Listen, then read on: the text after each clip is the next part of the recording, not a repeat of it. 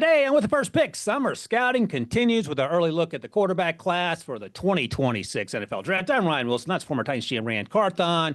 This is episode 274. And Ran, because I know you care, there are 296 days to the 2026 NFL Draft in Pittsburgh, PA. By the way, in case you missed it, we went through our top 10 quarterbacks, top 5 we did in the last episode of the podcast. So check that out in the podcast feed. Now we're working our way 5 through 1.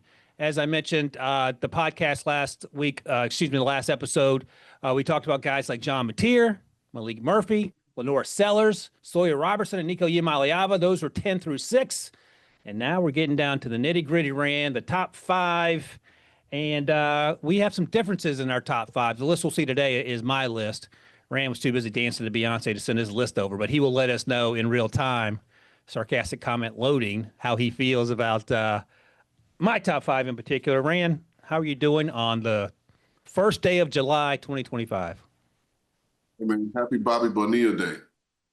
Is today his payday?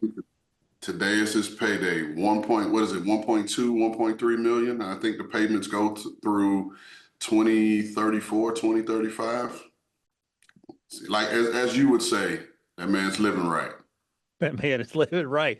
And by the way, that's the type of thing as a general manager, I feel like that would get you fired right after you signed that deal. I don't even remember who the general manager was that consummated that deal, but shout out to Bobby Bonilla. Bobby Bo, back in the day. That's a baseball player I actually do know. Let me ask you this.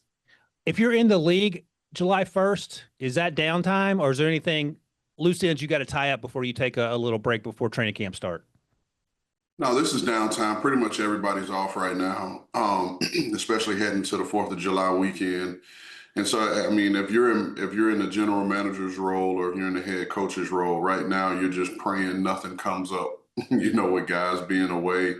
And this is why you have those long meetings, before OTAs and letting them know that this is the time where guys get into trouble because they have the most free time. So you're just praying that your phone doesn't ring from your security director or one of the players at a certain time of day. Do not be that guy. Famous last words. Now, if I end up getting arrested over July 4th weekend, don't judge me. This is what old people do. If I got arrested over July 4th weekend, it would have to be some fighting over a parking space at Target or something. It wouldn't be anything more serious than that. All right, let's get into this thing.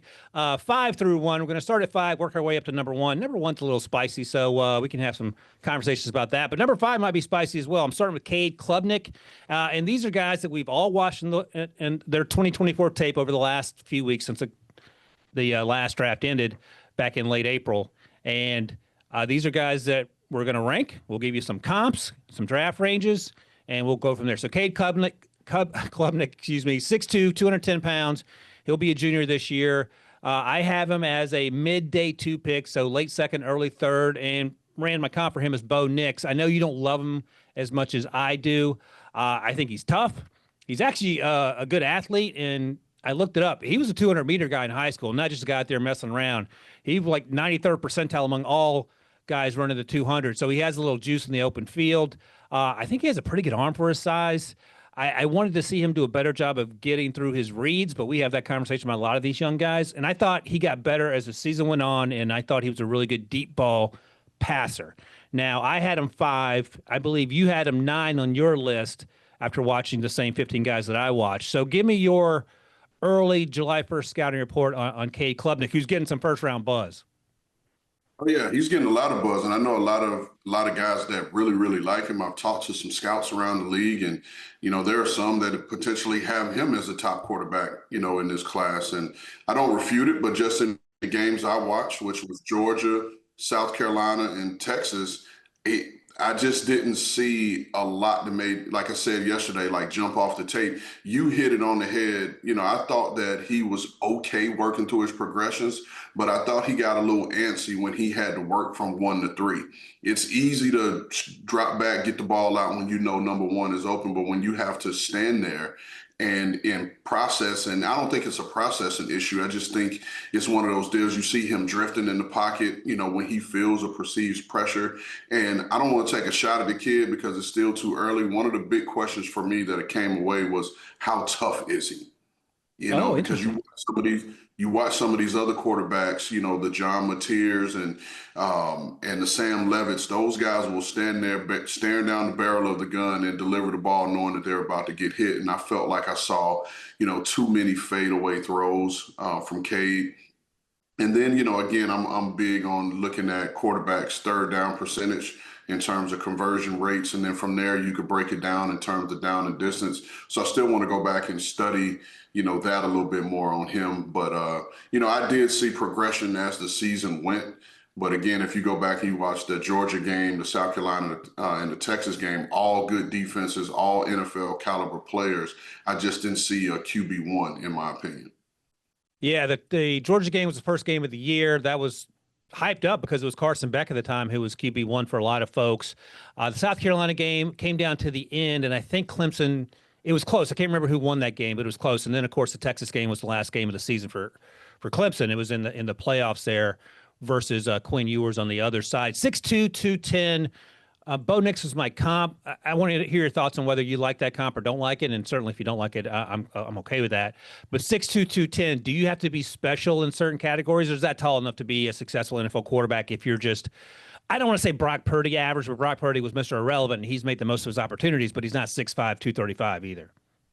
Yeah, honestly, man, I really think I think the guys that are 6'5" are now the new anomaly. Right, because Yeah. in our day when we were coming up, like to play quarterback, you had to be 6'4" was considered short, and now I think 6'2" is, if you look at averages, is probably the average is 6'2". I think Aaron Rodgers is 6'2". I think I did see some measurables on him. I think he was right at 6'0", 1'7", so a smidge under 6'2".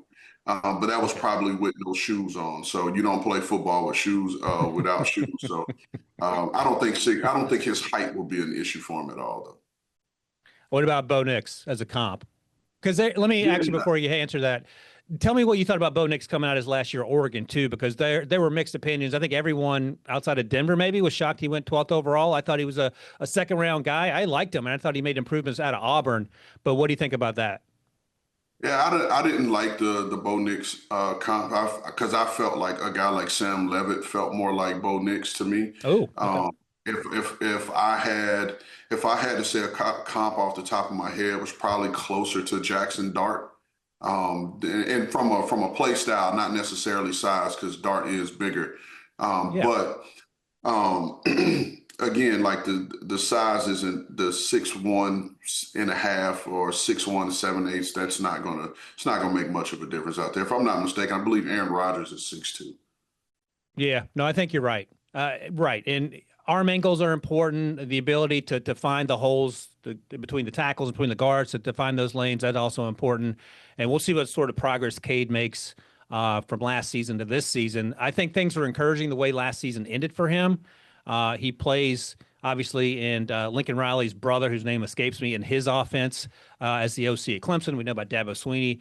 And that team has a chance to be pretty good. They're going to have, we've talked about it. They could have 5 or 6 guys drafted.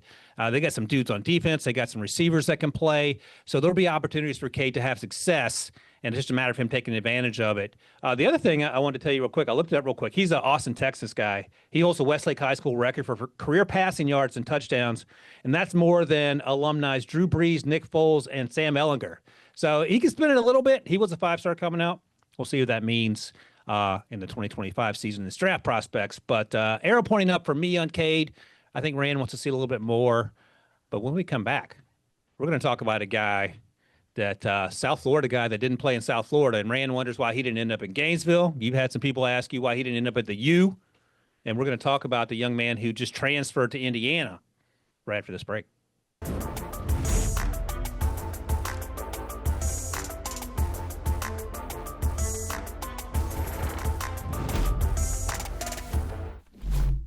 All right, Rand, we were talking during the break about all these Clemson dudes are going to get drafted in addition to Cade Klubnik, but let's look here. These are the quarterbacks you talked about in the last podcast, 10 through 6. Yam Aliava was 6. Sawyer Robertson out of Baylor was 7. Lenore Sellers, who is 20 years old in a couple days, out of South Carolina, number 8. Malik Murphy was a fun watch because he surprised me in terms of how good he was and consistent as a quarterback at number 9. And then finally, John Mateer, who's transferring from Washington State along with his OC over to Oklahoma. We'll get a chance to see what he looks like against better competition at number 10. So Cade is number 5. And then number 4, producer Sharon, I'll just tell you this. I got a call a couple weeks ago from Brand. He said, Fernando Mendoza, that kid can play. And he's a South Florida guy. Retzer Jr. went to Cal. He actually initially committed to Yale, so he ain't a dummy either. Went to Cal, not a bad school, then made his way to Indiana for this 2025 season. 21 years old, 6'5", 225. For me, he's a fringe first-rounder, top of the second-round guy. And I like to think about it this way, Rand, when I think about quarterbacks in particular as a Steelers fan. Would I want the Steelers to draft him between picks 15 and 32? Yes. Like, I might have some reservations about Cade Klubnik for some of the reasons we talked about. Fernando Mendoza, I love everything about this game. And one of the things you mentioned to me was he did it behind an offensive line that showed up about 25% of the time it felt like a cow. Yeah, man, this guy was impressive. I actually was having a conversation yesterday. I was with Alonzo Highsmith and his son, AJ Highsmith, who are both University of Miami alum. And actually, Alonzo actually went to Christopher Columbus High School, which is the same high school that Fernando Mendoza went to. And I was like, how could you guys not get this guy? And at least in the transfer portal to try to bring him home. But that's a whole nother topic for another day. But like you talked about, man, the one thing that stood out about this guy was his touch and his ball placement. Like, it was something, it's really impressive to watch. And like you said, he played behind a poor offensive line at Cal. He had 3 games last year where he was sacked at least 6 times in each of those games. And so he had to be tough. And he, like I mentioned about Cade Klubnik fading away, in the face of pressure, like this guy stood there and did it time and time again, behind that bad offensive line, probably almost to a fault. He's going to have to learn how to protect himself better. But he has a live arm. He can throw the ball from the far hash and squeeze the ball into tight places and has some really big time throws on third down. And like I mentioned, his ball placement, that is what is going to have these evaluators, these GM and these head coaches excited, is watching how he can place the ball and those back shoulder throws, putting enough arc on the ball. His deep ball is impressive to watch because he puts it out in front and over the outside shoulder of the receiver. So if his receiver doesn't catch it, then the ball's going out of bounds. He doesn't put the ball in harm's way. I'm just really, really excited to see this guy play in this Indiana offense and see where his progression goes. Like you said, I think the guy will end up going in the first round if he continues to play like he played at Cal. Yeah, Fernando's someone who flew under the radar last year because he played at Cal. But, I mean, you go back and watch him play, and to your point, why are we not talking more about him? If you're a college team that needs a quarterback, well, Indiana needed one, so they went out and got him. But in terms of the things that I thought he did well, you touched on a lot of them, but plays with pressure in his face. He has a good sense of the pocket pressure, and he can subtle movements. He's not looking to run. He's not a runner. He can win sometimes with his feet if he needs to. The ball comes out on time. The ball goes usually to the right location. Touch and accuracy, you talked about that as well. So there's a lot of things that translate now. Sometimes when you talk about these quarterbacks, you have to squint to see the good stuff. I don't want to crush the kid, but Connor Wegman comes to mind. He had only played a handful of games going into last season. I'm sure he felt some of that pressure, but there was a lot of hype about him 12 months ago, and he just sort of faltered. He was injured for part of the season last year, got benched, and now he's since transferred out of Texas A&M. But with Fernando, you don't have any of that because you've seen him do it. You've seen him do it against good competition with little help around him in terms of the offensive line and even the playmakers. They had a handful of guys get drafted from that Cal team last year, Noel Williams in particular, the cornerback. But offensively, he wasn't working with the same weapons as example the Cam Wood was at the U, and they gave it to the U pretty good there until the fourth quarter happened. But when you're 6'5" and you're 230-ish and you look the part, and you just talked about 6'5" is kind of high, you can certainly work with that. My comp for him was, and we talked about this yesterday, with Joe Milton and Malik Murphy, and I said that Malik Murphy was what Joe Milton was supposed to be. My comp for Fernando is what I thought Tyler Shuck was supposed to be based on the physical tools that he had, because that's a situation where you had to sort of squint and see it because he didn't start till last year at Louisville. What do you think about the Tyler Shuck comp in terms of size and arm strength? Probably similar. Anything else get you going there? You like another player as a comparison?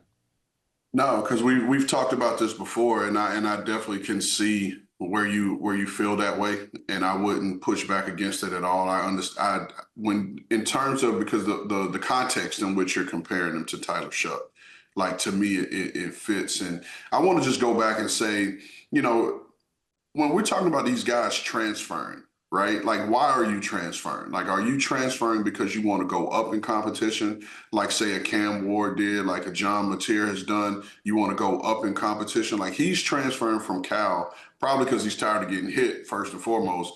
But he's also, likely transferring because he wants to step up. Because if you look at Cignetti's offense comparative to the Cal offense, a lot of the Cal offense was a half-field read system where at times, if you're watching him and you're studying him, he's looked like he's locking on the receivers, but they're only giving him half-field reads. In Cignetti's system, he's going to be able to see more of the full field, which I think is probably the next progression in his growth as a quarterback. Like this guy, like he has all of the makings to be one of those really good ones. And another Christopher Columbus High School alum that played quarterback in the National Football League was Brian Greasy.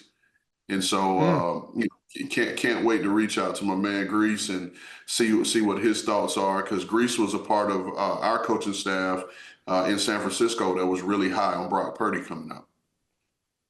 Yeah, so Cignetti, the quarterback's name escapes me, but he had transferred from the University of Miami, played last season on a torn ACL for part of it, and ended up getting drafted as well. And I think Fernando is going to be a better player from top to bottom than what we saw last year in that offense. And that team was a lot of fun to watch last year. So that's going to be one thing. The other thing that you sort of talk about, and you mentioned players like John Mateer transferring and Fernando Mendoza as to why. I remember talking to Josh Simmons, the left tackle out of Ohio State, who transferred from San Diego State back at the Combine. And I said, what made you decide to leave San Diego State to go what would end up being the best program in the country last year? He said, I did everything I could do at San Diego State, and I wanted to play with better players and against better players. And he said, no disrespect to the guys that I was whooping up on at San Diego State, but I wanted to see what that looked like in the Big Ten and against the best players in the country. And he was incredibly dominant until he got hurt in October, and parlayed that into being the first-round pick, the Kansas City Chiefs at the bottom of round one there. So I think if Fernando Mendoza goes to Indiana and just plays like he did last season, Ran, I still think he's a top 32 guy. You agree with that? Absolutely. I believe that. And like you said, I feel like I like what you were talking about in terms of, comparing him to the Steelers and their average of where they picked. And I think he will probably go in that 15 to 20 range right now. However, he's going to have a full season to, allow himself to grow and be pushed up. And it's what we do in the National Football League, man. We run the quarterbacks up the board. So all these guys end up getting drafted a little bit higher than probably their skill set says. Yeah, I'm looking at my last year's list to see any names that fell. Quinn Ewers, I had him going around this range. Obviously, he slipped because of injury. Cam Ward had him going a little later. He went first overall. And that brings me to number 6 in our summer scouting list from a year ago. Some guy named Drew Allar. So let's take a quick break. When we come back, we'll talk about producer Sharon's favorite player ever, quarterback Drew Allar, who decided to go back to school. I thought it was the right decision. But what does that mean for 2025 and beyond for another 6'5" quarterback with an absolute hose? We'll talk about Drew Allar, Penn State Nittany Lion, right after this break.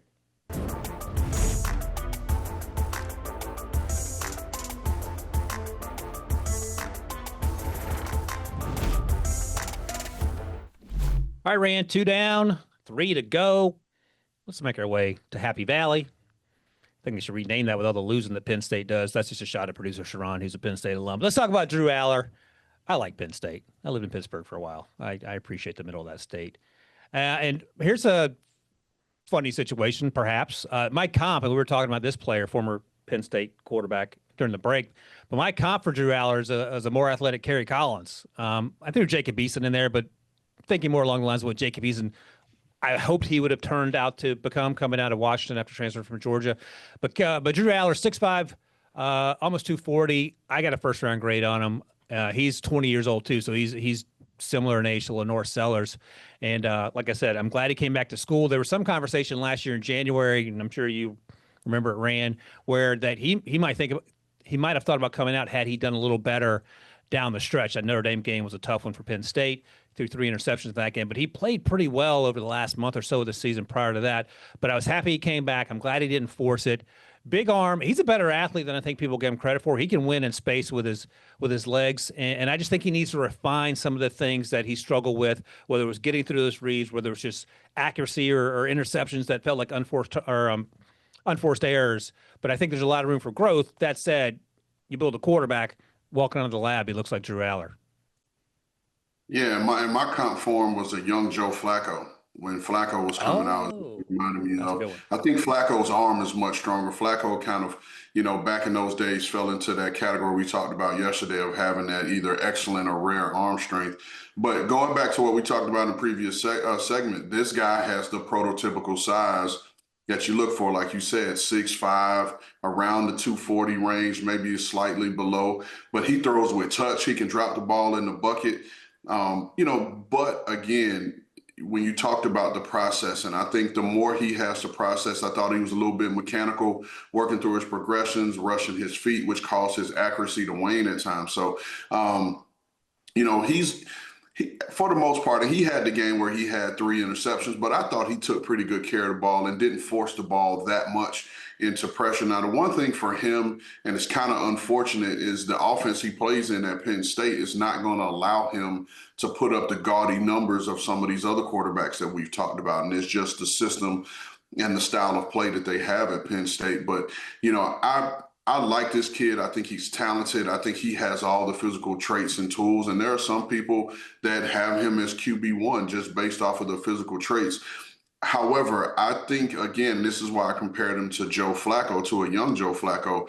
I think he is the guy that you're going to have to build around. You can win with him if you build around him and give him a strong supporting cast. Because if I'm being honest, the receivers that he was throwing to at Penn State, I didn't see as a great supporting cast that he was throwing to. And, they've had a strong running game and they've had those talented backs, which we'll be talking about at a later date. But I think he's a guy that you're going to have to build around if you want him to be successful. I'm glad you mentioned the wide receivers because any Penn State fan will tell you this, that the wide receivers last year were, for lack of a better word, lacking. And even I went back and watched some of his throws against Oregon in the playoffs. He had 2 interceptions in that game. And you would like your wide receivers to do a little bit more in trying to not let those interceptions happen, because even though the quarterback gets dinged for interceptions, no matter how tip ball or otherwise or terrible throw, it just felt like they weren't consistently getting open, and that's no newsflash. And that outside of Warren, the tight end, it was tough sledding consistently when pushing the ball down the field. They got my guy from Syracuse, Trevor Pena, so he's going to be a slot skill position player that's going to be consistently open. He reminds me a little bit of Xavier Restrepo, and they went toe-to-toe when Syracuse and the U faced off last November. So that'll be some help there. So we'll see what that looks like. But Penn State, they have dudes. They have dudes every year. They're going to have dudes on both sides of the ball. I'll ask you this, though, about Drew Allar, and I think you mentioned this either about Drew or maybe another quarterback, and I can't remember the context, but if you have a dude who's going to be a first-round pick at quarterback, wouldn't it make sense to give him more responsibility offensively, even if that's not necessarily what you do? Or does that lead to questions if you're an evaluator trying to figure out why this player isn't being asked to do these things? Well, so it's one of those things, and I'm trying to figure out how exactly I want to say this. If you're the Penn State program, right, your job is to win games for Penn State, right, and not necessarily care about a guy's draft status. Now, I remember there was a time at Florida when Tim Tebow was coming out, and everyone was talking about the Tim Tebow throwing motion and how he needed to tweak that. And Florida made some wholesale changes just in the building alone to build things and get technology to help Tim, with his throwing motion. And I think that kind of took away from the overall use of the program. Right. So if you're Coach Franklin, if you're the Penn State program, are you more dead set on getting this guy drafted, or are you more dead set on winning games for Penn State? That's all. That's I don't know if I answered your question, but that's kind of how I see this whole thing. Like, your job is to win games for Penn State. I mean, it's kind of like what Georgia Tech did back in the day. You had Megatron, you had Demaryius Thomas, and you're running a triple option. You know what I mean? Like, because you did what you knew that was going to help you win games. And both of those guys still got drafted in the first round and had storied careers. So it's kind of like a double-edged sword, if you will.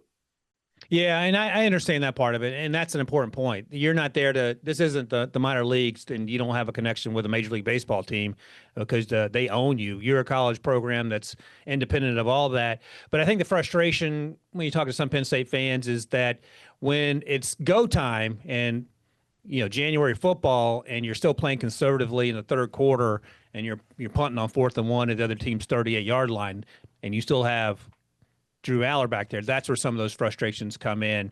But, fans are not going to be happy no matter what. If Drew Allar threw the ball 85 times a game, I'm sure some fans would not be happy with that as well.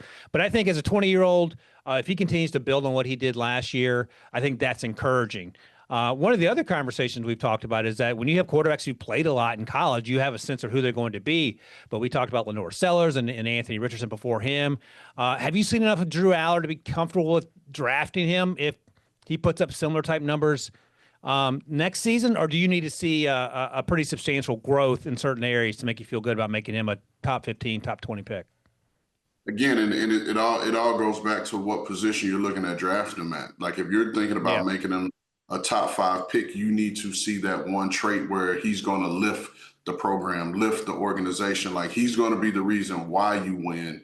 And not just a part of why you win. Those, to me, are the guys that we talked about yesterday that have to be the franchise quarterback, if you will. If he continues to play like he did, like you said, he's 20 years old, which is encouraging because he's going to grow. But at some point, if you've played 20 plus, 23 plus games or so in the league, in college, and you kind of been consistent in your style of play, that might be who you are. And you might have to accept that regardless of what the physical traits say. Again, having a conversation with someone I respect, greatly in this league, one of the best evaluators I've ever been around, and Alonzo Highsmith, and we were talking yesterday about the quarterback position. And he was like, forget all the physical tools. The quarterback position is played from the neck up. And if they don't have that, then regardless of what the physical tools are, they're never going to maximize. And I tend to agree with him. Yep. And we talked about in the last podcast that the media side can watch and see whether a guy can throw the ball or catch the ball or tackle. But at certain positions, quarterback in particular, it is so much more important that above the neck, you understand what needs to happen. You can handle disappointment because there's going to be a lot of it in the NFL, no matter who you are, and sort of figure that out. All right. What's that? We're down to three down, 2 to go. So let's take one more break here. When we come back, perhaps the most controversial part of our quarterback conversation, summer scouting wise. Arch Manning ain't going to be number 1, and I'll have Ran give me the business as to why he doesn't like that choice by me. I have Arch Manning number 2 on this list, but we'll talk about that right after this.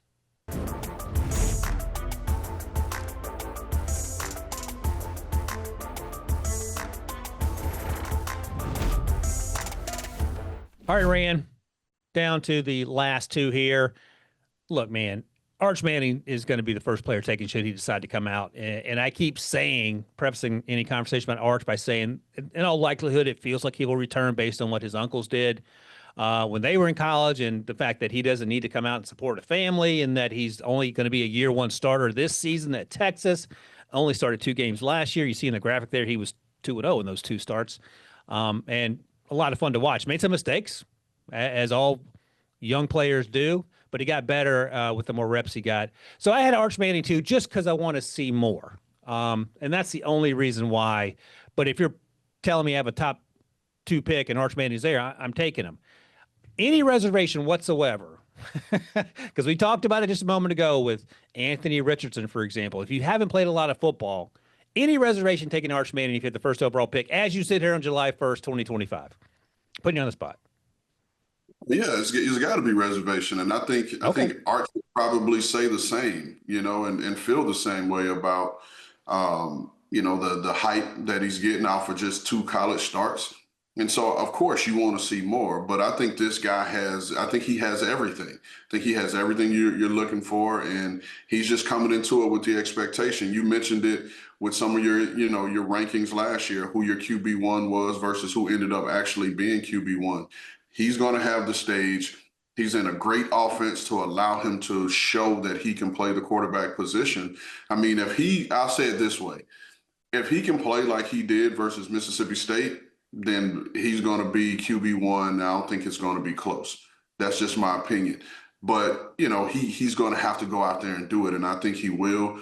I think he has good size. I think he's a natural passer of the football, as you can expect him to be. He has good arm strength. He has accuracy. He has the touch. I think he has a calming presence, in the pocket. You watch him. He throws from a good platform and base. And he just plays with a calm demeanor, which you like to see. If I'm nitpicking, he has a couple of things that I'd like to see him do better. I'd like to see him climb the pocket a little bit more. He has a tendency sometimes to sit really deep in the pocket, which puts pressure on the tackles in their pass sets. So his drops and the pass sets of the tackles don't always mirror and match, which puts pressure on those guys' edges. But I think he puts good air under the ball, does a nice job of getting the ball out front of his pass catchers, which we talked about yesterday, with a couple guys, just putting the ball in a place where his receivers can catch it, run, and go do their thing. And different from his uncles, like, this guy's a real athlete. Like, he can run the ball, and he could be a threat with the ball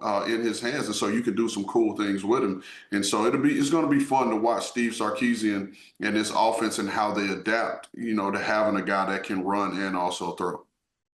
I'm laughing because you played with Peyton Manning in Indianapolis, and when we talked to John Lynch in Carthon's Corner early this summer, he talked about how he talked to Peyton before he hired you in San Francisco. John did, and he had all the respect in the world for you, and you come out there, Peyton catching strays. He's just trying to take care of his own business, and you talking about he can't run. He's not the fleetest of foot. To your point about Arch, however, he's a 100-meter guy. He ran 100. Look, I know that you and Sharon are track guys, but he ran 100 meters at 6'4" in just over 12 seconds. That was 84th percentile among all high school kids. So he's not going to break the world record. He ain't Carl Lewis. But we saw in that Louisiana Monroe game, Sharon's in my ear, talking smack about old Arch.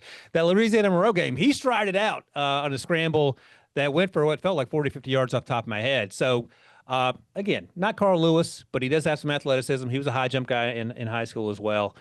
The other thing, and this was one of the mistakes I made with Drake May, who I thought his final season at UNC was a little up and down, and I had some reservations about how that would translate that offense at UNC to the immediacy of starting in New England, and he exceeded everyone's expectations. But he came from a family that had plenty of winners at the Division I level, brothers, mom, dad, and there's something to be said for having the pedigree that Arch has, correct? Because they are probably no better uncles to have on planet Earth and grandfather to have on planet Earth than those Mannings surrounding him about how to handle every single situation he's going to confront. You think that makes sense? Absolutely, and let's not shortchange Cooper, his dad.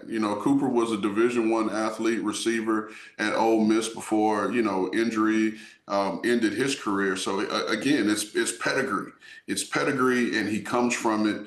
Like you said, you have your grandfather who was the second overall pick. You have two uncles that were first overall pick. Like, it's in your blood. And it's not just that you have these people in your family, but it's the type of people that you have. Like, there was no more prepared guy than Peyton Manning for a football game, on a week-to-week basis. And the work that he put in, even in the offseason, getting to know defenses, getting to know schemes and all those different things. Like, this is what he's been raised around, and he knows. And I saw an interview here recently where you have that. You have the bloodline, if you will, but then now you're studying Joe Burrow, you're studying Josh Allen, you're studying these teams, and you're not just leaning on, who your family is and the things that you've, just inherently gotten from them. So the arrow is strongly pointing up for the kid. Again, only 2 college starts. He's going to have to go out and prove it. And the world is going to be watching. The whole world is going to watch. And they're going to want to know. And there's going to be a fraction of people that are rooting for this kid's downfall, which makes me want to root for him more, But he's going to have an opportunity to go out and do it. And again, we just talked about it in the previous segment with Drew Allar and playing in a conservative, if you will, scheme at Penn State. Steve Sarkisian, who has been one of the best coordinators in college football, has been a coordinator in the NFL. He's going to have this guy in a pro-style system. So Arch has the opportunity to answer every single question this year at Texas.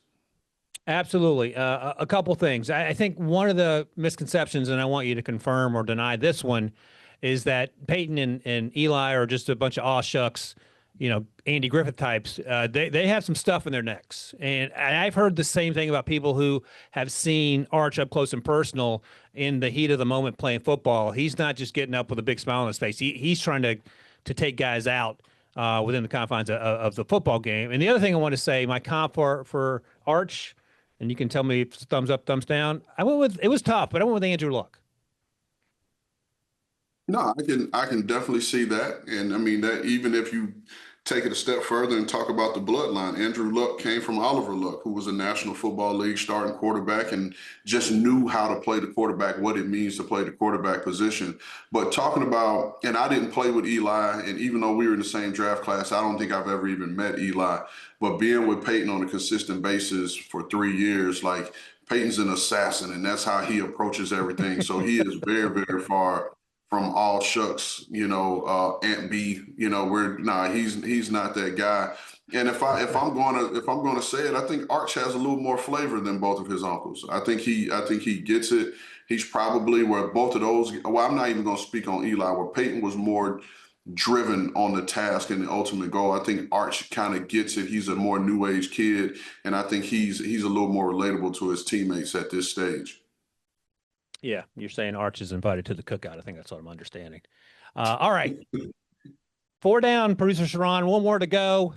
And this will be a controversial topic as we get through the season as well. This next young man, who we'll talk about after the break, has NFL bloodlines, had a really good season last year, sort of slipped down the stretch, and he returned to school as well. Garrett Nussmeier, LSU. We'll talk about him after this break.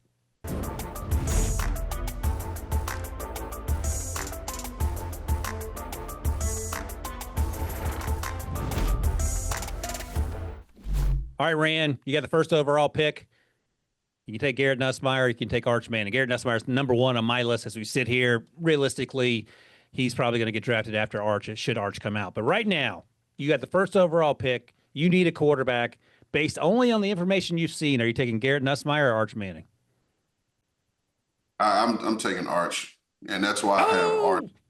That's why I have Arch as my number 1, and Nussmeier right now is number 2. I've kind of been tweaking my list. He's been down to 3 at one point, but I want to let the season kind of play out. Again, this guy, I love the way he plays. I love the moxie. I love the it that he has, and whether it's a game they won or lost, you can see the moments on tape where he gave his team a chance, and you gotta roll with a guy like that. I mean, it is what it is. He has average size. He's small. He doesn't have the strongest arm. There are sometimes you can see, throws where you're like, oh, this guy's arm strength, is good. But then there's some times where the ball, will flutter a little bit. So I do think his arm overall is above average, but I think it's his anticipation, which we've talked about, with the previous quarterbacks, that allows the ball to get there quicker. I think he does a really good job of climbing the pocket. I love his toughness. I love his ability to just stand there and deliver the ball in the face of defenders. And so, I do think he will put the ball in harm's way because he's gonna play a little reckless, and he's trying to make plays. But he just has a certain savvy. Again, we talked about the moxie and it. He has a savvy to evade the rush and extend plays. And, I just like the way this guy plays, the game of football. And I saw him live last year winning the LSU and watched him practice. And he didn't have the best practice. If I'm being honest, he didn't have the best practice. But it was one of those days where he didn't have the best practice, but he was still unflappable. You didn't see him, hanging his head or sulking about it. It was just like, all right, whatever, on to the next one. And so for me, my comp for him is like he reminds me of Brock Purdy soon. I think he probably outwardly has more ish in his neck, if you will, than Brock outwardly. And trust me, Brock is a dog, and he harnesses his a little bit more than Nussmeier. But Nussmeier does have it. Now, not the cool thing, but the intriguing thing is, what if it's the Saints that are there with the first overall pick and Arch comes out and Nussmeier's dad is the OC there. Like that is going to be an interesting conversation in that draft room for, Mickey Loomis and Jeff Ireland and Kellen Moore and Michael Parrington and all those guys to have to make a decision on Nussmeier or Arch Manning.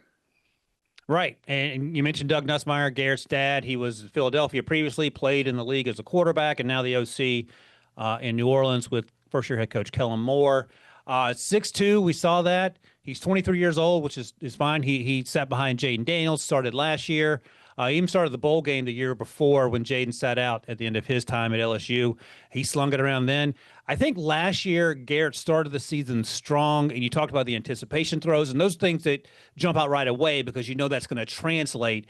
And presumably when you get to the NFL, usually maybe LSU, Ohio State, Alabama are exceptions, the wide receivers get better. And they're going to have some dudes in that wide receiver room this year at LSU as well. They got some guys coming in, so there'll be no excuses there. But as the season went on in 2024 for Garrett Nussmeier, it felt like he felt the weight of trying to win those games and started being careless with the football and making poor decisions with the football that led to turnovers. But you talked about him keeping his team in the game. That Ole Miss game was nuts, his ability to make some of the throws he made on fourth down, under pressure. So Brock Purdy, that comp makes all the sense in the world to me. My comp was a spectrum between Joe Burrow, top end, and 2024 Mac Jones when he had left the Patriots and went to the Jaguars. Now, if he were college version Mac Jones, and that's one of the things that scares me, Rand, college version of Mac Jones was dealing. I think Garrett's a little better athlete, maybe a little better arm, and there's a lot of things you could see, anticipation, all that other stuff, leadership, that didn't translate if everything wasn't perfect around him in the NFL, and perhaps coaching is one of those things. How do you guard against getting that version of Mac Jones instead of that version of Joe Burrow when you're trying to evaluate someone like Garrett Nussmeier? Is that above the next stuff, or is that physical tools that you can sort of suss up? I think it's a little bit of both. And again, from the physical tools, they are what they are. And I know they have him listed as 6'2". I'd be very shocked if he was 6'2". I think he'll probably come in at that 6 feet and a half. I don't even know if he's 6'1". But so the physical stuff, that is what it is, right? That's mom and dad. You can't do anything about that. But I think that it's the neck up stuff that's going to take him, to the next level. And trust me, going through that LSU program, they have everything there possible to make these guys exceptional. You look at what Jaden Daniels did and the virtual reality stuff that they had, there that he took advantage of, that he still uses with the Commanders now. Like they have everything there to allow him to see the game, at a higher level. And so I do think, he should grow. He should grow this year. And like you said, they have the weapons there at receiver. And Brian Kelly does have a good college offense. And it's going to allow him to spread the ball around. And they have some good, solid backs that are returning this year. Now, they did lose some guys up front on the offensive line, but it's LSU. They're going to replenish and get more five-star kids in there and continue to roll. But excited to really see him play and see where he takes it this year. Yeah, nobody's going to feel sorry for LSU if they lose a couple tackles to the draft, given that it's LSU. I'll ask you this quickly. If Garrett Nussmeier had come out last year, would he have been a first-round pick? I don't think so. I think he would have won in that second round range. I could have seen him going 40 to the Saints as opposed to Tyler Shough. That's a good call. That's right. So Jackson Dart snuck into the first round, pick 25 overall. Of course, Cam Ward went number 1, and then Tyler Shough went 40th. Well, good news is Garrett's coming back. Other good news is that's our top 10 of the quarterbacks for summer scouting. And even better news, next week we're talking wide receivers. We're going to talk running backs, Ran. In the meantime, check out With the First Pick, wherever you get your podcast, scan that QR code, get Carthon's Corner, talk to all the GMs, talk to Agent Drew Rosenhaus, and, of course, all the goings-on with the NFL draft from now till eternity. See you guys later.